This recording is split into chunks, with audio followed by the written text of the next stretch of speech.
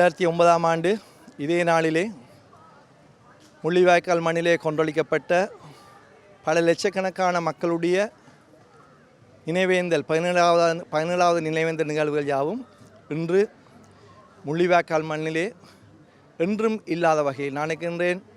கடந்த காலங்களுடன் ஒப்பிடும்போது மிக அதிகளவான மக்கள் இங்கே பங்கு பெற்றிருந்தார்கள்.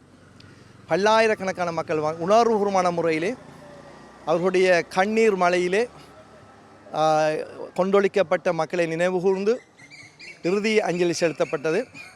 அதனைத் தொடர்ந்து உண்மையிலே கடந்த 17 வருடங்களுக்கு முன்னர் கொண்டொழிக்கப்பட்ட நான் 2009ஆம் ஆண்டு மே மாதம் 18ஆம் தேதியிலிருந்து அதற்கு முற்பட்ட 8 மாதங்களிலே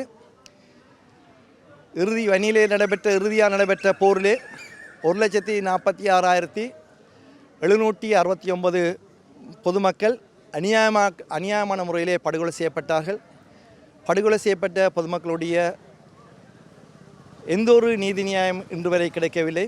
இன்றைக்கு சர்வதேச நீதிமன்றத்தாலோ அல்லது ஐநா சபையினாலோ அல்லது சர்வதேச நாடுகளாலோ உண்மையிலே அநியாயமான முறையிலே கொண்டொழிக்கப்பட்ட பல்லாயிரக்கணக்கான மக்களுடைய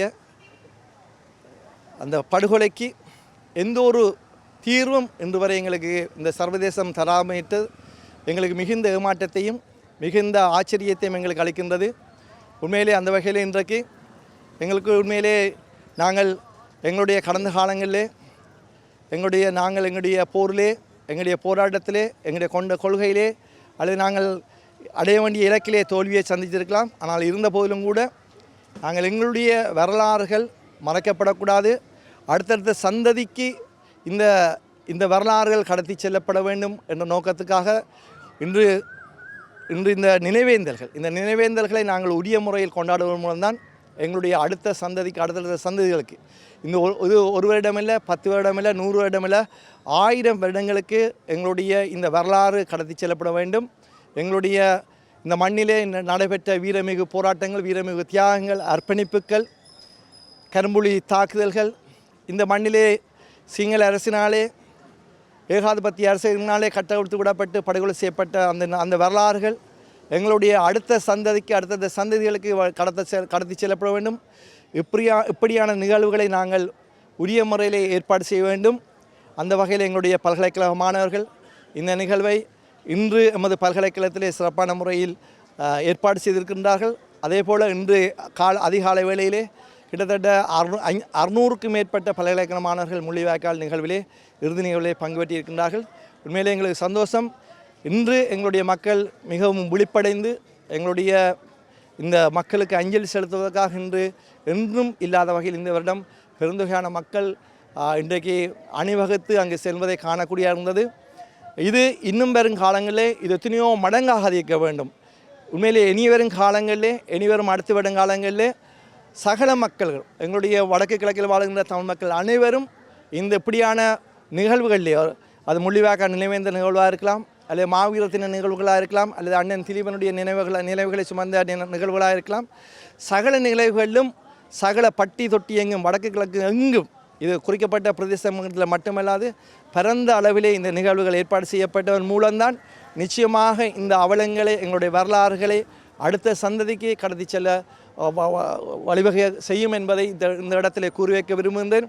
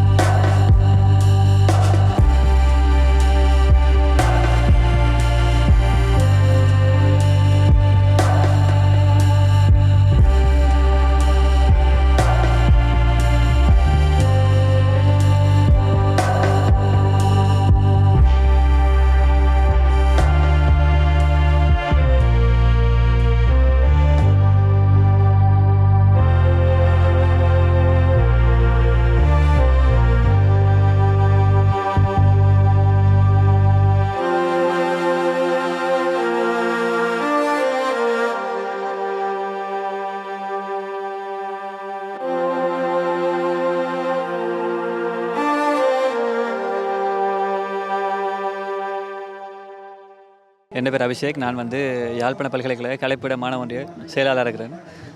நான் சொந்தம் முல்லைத்தீவு தான். அப்போ அந்த உணர்வுன்ற விஷயத்தில் எனக்கு அடிப்படையிலே இருக்குது. என் அப்பா இருந்து எல்லாம் அடிப்படையில் இருக்குது. ஆனால் நான் பல்கலைக்கழகம் வந்த பிறகு தான் பல்கலைக்கழகத்தில் இந்த மாதிரி ஒரு செயற்பாடு மாவீரர்கள் இங்கே இருந்து யுத்தத்துக்கு போயிருக்கணும், உயிரிழந்து வைக்கணும், மற்ற பல்கலைக்கழகத்துக்கு உள்ளேயே நினைவுத்தீவில் கணக்கு இருக்கின்ற விஷயம் தெரியும்.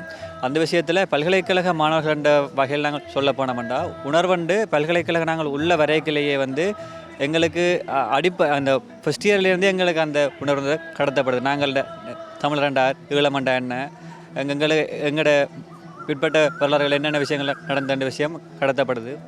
ஆனால் பொதுவாக இப்போ ஈழமண்டை நாங்கள் ஒரு இடத்துலையோ எங்கேயோ இடத்துல ஈழமண்டை கதைச்சாலே அந்த விஷயத்தை ஒரு கேவலம் பார்க்க ஒரு நிலைமைதான் இப்போ எங்கள்கிட்ட இருக்குது. அது நீங்கள் வலைத்தளங்களை பார்த்துருப்பீங்க.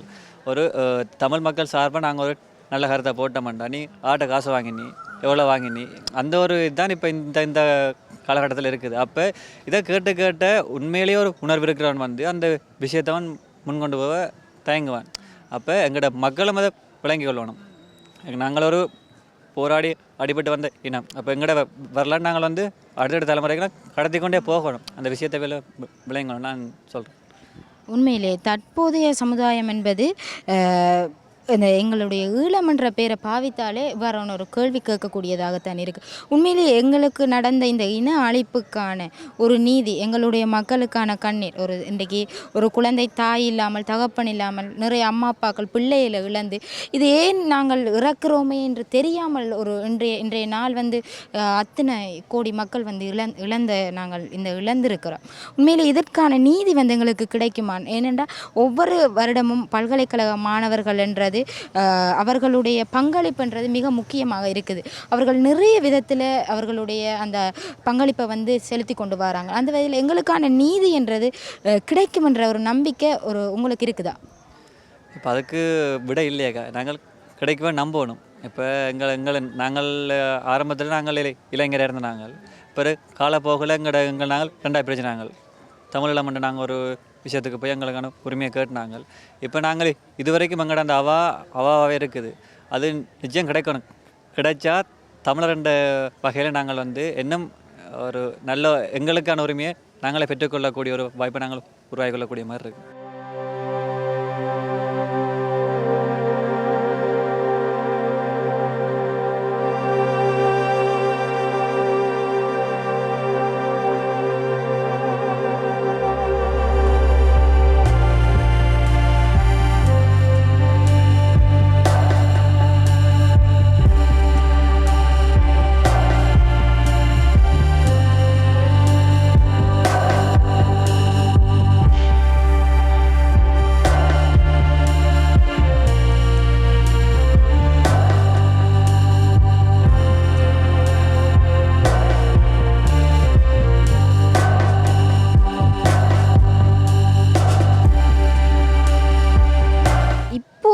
எங்களோட தமிழ் மக்களே எங்களுக்கு ஒரு நம்பிக்கை வருதில்லை.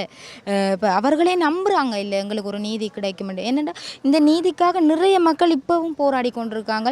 போராடின காலமும் இருக்குது, இன்னும் போராடுவார்கள்.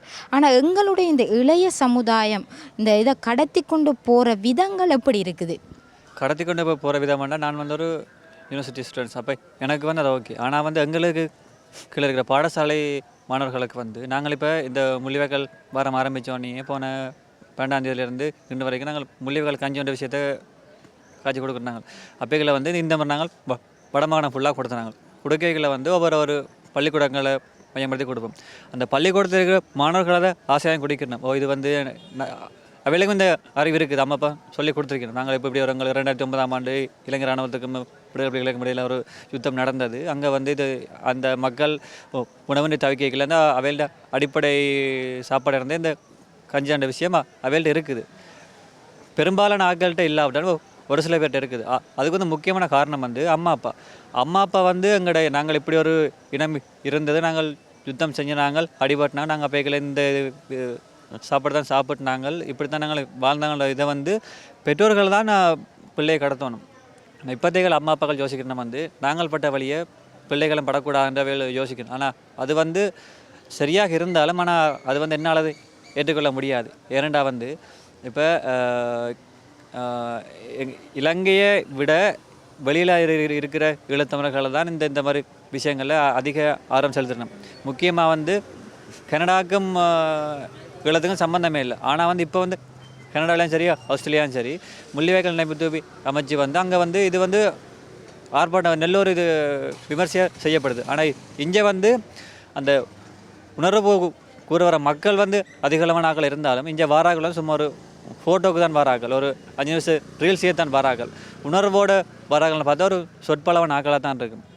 அதே மாதிரி வந்து இப்போ இந்த கால இனி வரப்போகிற தலைமுறைக்கு வந்து எங்களோட வரலாறு கட்டணங்கள் கடத்தி நாங்கள் இப்படி இருந்த நாங்கள் இந்த ஒரு நாள் எங்களுக்கான அந்த நிலம் ஈழம் கட்டாயம் கிடைக்கும். அது வரைக்கும் எங்களோட இந்த வரலாறு கடத்தலானது எங்களோட அடுத்த தலைமுறை நாங்கள் கடத்தி கொண்டே இருக்கணும் நான் சொல்ல வரேன்.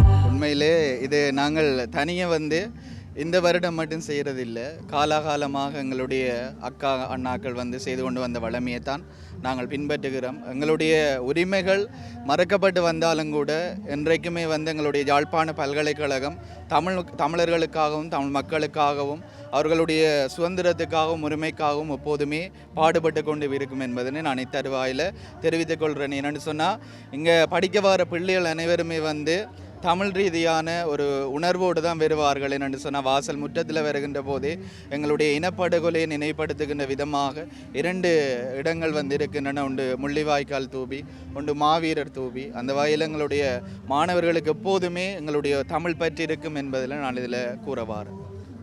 உண்மையிலே இந்த பல்கலைக்கழக மாணவர்களுடைய பங்களிப்பு என்பது இந்த ஒவ்வொரு நினைவு கூறலிலேயும் அவர்களுடைய பங்களிப்பு மிக மிக முக்கியமாக இருக்கின்றது. அவர்களுடைய வளாகத்திலும் சரி, எங்களுடைய மாவீரர் துயிலும் இல்லங்கள், முள்ளிவாய்க்கால் அந்த இடம் எல்லா இடத்திலையுமே சென்று அவர்கள் நினைவு கூறி கொண்டு வருகின்றார்கள். உண்மையிலே பல்கலைக்கழகத்திலே கல்வி கற்கக்கூடிய சகோதரத்துவ மொழி பேசக்கூடிய உங்களோடு கற்கக்கூடிய மாணவர்கள் இதை பற்றி என்ன கூறுகின்றார்கள்? உண்மையிலே அவர்கள் உணர்றாங்களா அப்படி ஒரு இனப்படுகொலை இடம்பெற்றிருக்குது என்பதை? உண்மையில் வந்து அவர்கள் எங்களுடைய சொந்தங்கள் தான் அவையர்களும் நாங்கள் பிரித்து பார்க்கறது இல்லை. அவர்களும் வந்து இப்படி நடந்திருக்கான்னு சொல்லி நினைச்சு கவலைப்படுறது உண்டு. எங்களோட படிக்கிற நிறைய பேர் வந்து அப்படி கவலைப்பட்டிருக்கார்கள். உண்மையில் வந்து அவர்களும் வந்து இந்த நினைவாயுதத்தில் கலந்து கொண்டிருக்கிறார்கள் மாணவர்கள். அது உண்மையில் வரவேற்கத்தக்க விடயமாக நாங்கள் பார்த்துக்கொள்கிறோம். உண்மையிலே நாங்கள் வருடம் எங்களுடைய நினைவுகளை எவ்வாறான எங்களுடைய வடுக்களையும் எங்களுடைய கவலைகளையும் எங்களுடைய இந்த கண்ணீர் துளிகளையும் அந்த நிலத்தில் சிந்தி எங்களுடைய கவலைகளை எப்படி ஆற்றுவது என்று தெரியாமல் போராடி கொண்டிருக்கிறோம். இதற்கான நீதி என்பது சர்வதேசம் எங்களுக்கு தருமா? உண்மையில் வந்து நாங்கள் என்றோ ஒரு நாள் வந்து எங்களுடைய தாயகத்தினுடைய விடிவெள்ளிக்காக காத்து கொண்டிருக்கிறோம். நாங்கள் இருக்க மாட்டோம் எங்களுடைய சமுதாயத்திற்கு வந்து இந்த செய்தியை வந்து கடத்திட்டு சொல்லணும் என்று தான் நாங்கள் ஆசைப்படுறோம். எங்களோட மட்டும் இது முடிந்து போகிறதில்லை. எல்லோரும் வந்து இதற்காக ஒருமைப்பாடோடு செயற்பட்டால் நிச்சயமாக ஒரு நாள் எங்களுக்கான வெற்றி வந்திருக்கும். சர்வதேச ரீதிகளில் விசாரணைகள் இடம்பெற்று இதற்கான தீர்வுகளும் பெற்றுக் கொடுக்கப்படும் என்று சொல்லி ஒரு நம்பிக்கையில் நாங்கள் இட்ட வரைக்குமே போராடி கொண்டிருக்கிறோம். என்றோ ஒரு நாள் எங்களுடைய தேசத்தினுடைய விடிவெள்ளி பிறக்கும் என்று நாங்கள் நம்புகிறோம். அந்த நம்பிக்கையில் தான் நாங்கள் இருக்கிறோம் என்று சொல்லி நான் தெரிவித்துக் கொள்கிறேன். நன்றி அண்ணா. நன்றி.